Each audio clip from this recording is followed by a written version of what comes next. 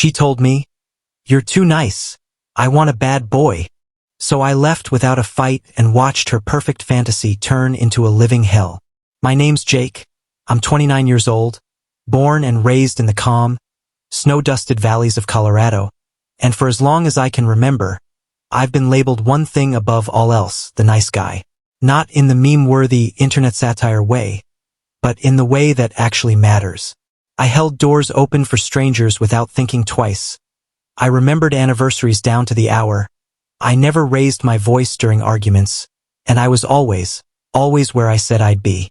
My belief was simple: love, like any strong structure, needed trust, effort, and a foundation of consistency. And then came Megan. Megan, 27, with a smile that could melt stone and a laugh that sounded like the wind chiming through pine trees. Smart, sharp, and radiant in that unreachable kind of way. We met at a barbecue one summer evening, the kind of gathering where beer sizzles in ice buckets, mosquitoes dance in the sunset, and someone's always burning the hot dogs. She was wearing this oversized faded green flannel over denim shorts, her hair tied up in a careless messy bun that somehow made her look like a movie scene. We talked for hours, just the two of us on a porch swing, while the rest of the party swirled behind us. Everything about her felt electric, wild, warm, and alive. For the first couple of years, things felt real. We had our inside jokes, weekend hikes, movie marathons, and occasional kitchen disasters from trying new recipes together. She'd say things like, "You make me feel so safe," and I thought that was a good thing. But then, it shifted. Little things at first. Comments that landed soft but stuck like splinters. "You're always so predictable." Or, "Don't you ever want to just be wild for once?" At first, I thought she was just stirring up playful banter, maybe even nudging me to break routine. So I did. I started planning surprise dates, impromptu road trips, a late-night stargazing session 2 hours out of town. I even took her skydiving once just to show her I could be spontaneous too. But her eyes didn't spark the way I hoped. The distance wasn't just physical, it was emotional. I'd catch her on her phone, smiling at the screen, then quickly flipping it face down when I walked by. I told myself not to be that guy, the insecure one who checks her phone or demands to know where she's been. I trusted her. Or maybe I just wanted to trust her so badly I ignored the signs. One night, we were sitting on the couch watching some crime drama neither of us were really into. Out of nowhere, her voice broke the silence with a sentence that slapped me awake. "You know, I've always wondered what it'd be like to date a bad boy." I turned my head slowly, almost thinking I misheard. "Wait, what?" She laughed lightly, as if brushing it off. "Not seriously, just like someone edgy, someone a little reckless, not so stable." I tried to smile through it, joking, "Guess that's not me, huh?" She just sighed and said, "No, it's not." That line sat in the pit of my stomach for days. I brushed it off again. She was just curious, right? But curiosity has teeth when you feed it with secrets. Then came the night that ripped everything wide open. It was a Friday. She told me she was going out with Jenna, one of her coworkers. Cool. No problem. I trusted her, or at least I tried to. Until, around 10 p.m., I got a text from Jenna that said, "Hey, just checking. Is Megan okay? She called in sick today." My blood went cold. I replied, "Wait, she said she was with you tonight." No response. Then a follow-up, "She's not with me, Jake." That's when the spiral started. I tried calling Megan, straight to voicemail, again and again. 1,000 scenarios played in my head, each worse than the last. At midnight, the door finally opened. Megan walked in, wearing a leather jacket I'd never seen before, her makeup smudged and hair tossed like she'd just run a mile in the rain. "Oh, you're still up," she said casually. I just nodded. "How was Jenna?" She froze for a beat, eyes flickering, then said, "Oh yeah, it was fine. Girls' night." I didn't say a word, just reached over, unlocked my phone, and slid it across the coffee table.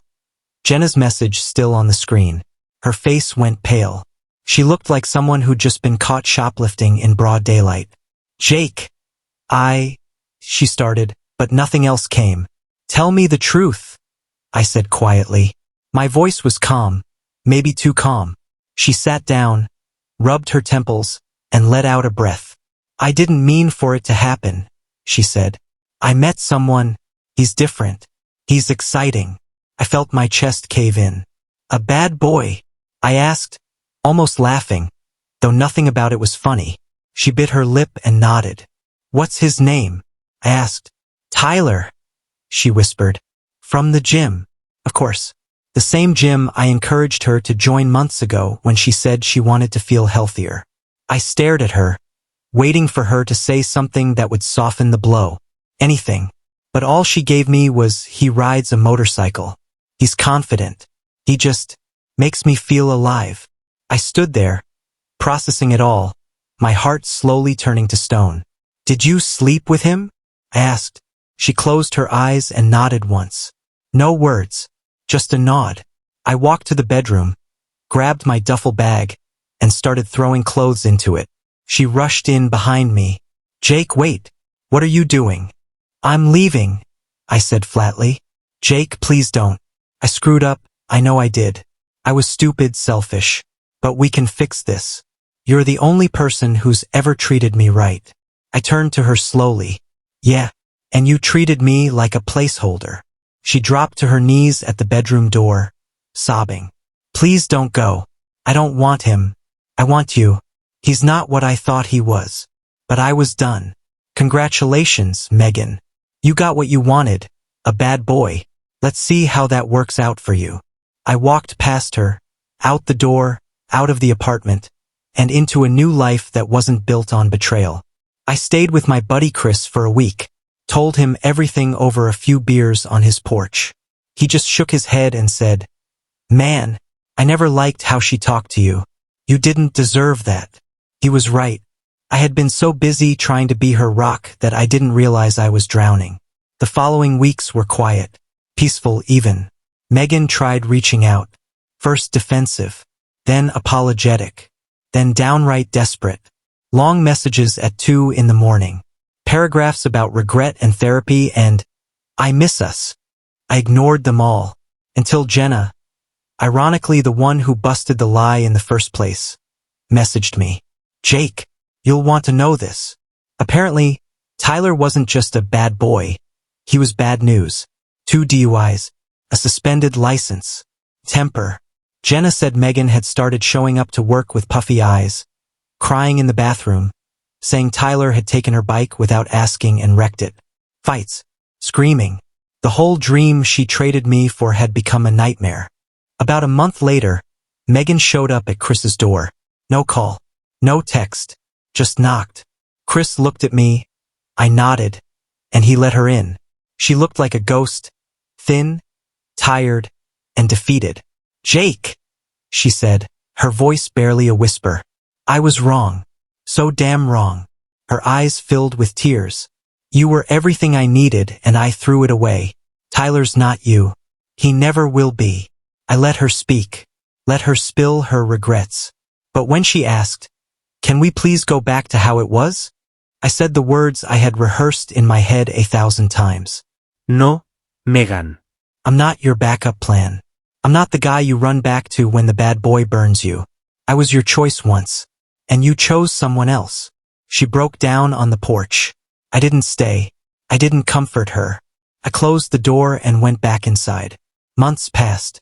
I hit the gym harder, focused on work, traveled solo for the first time. I even met someone.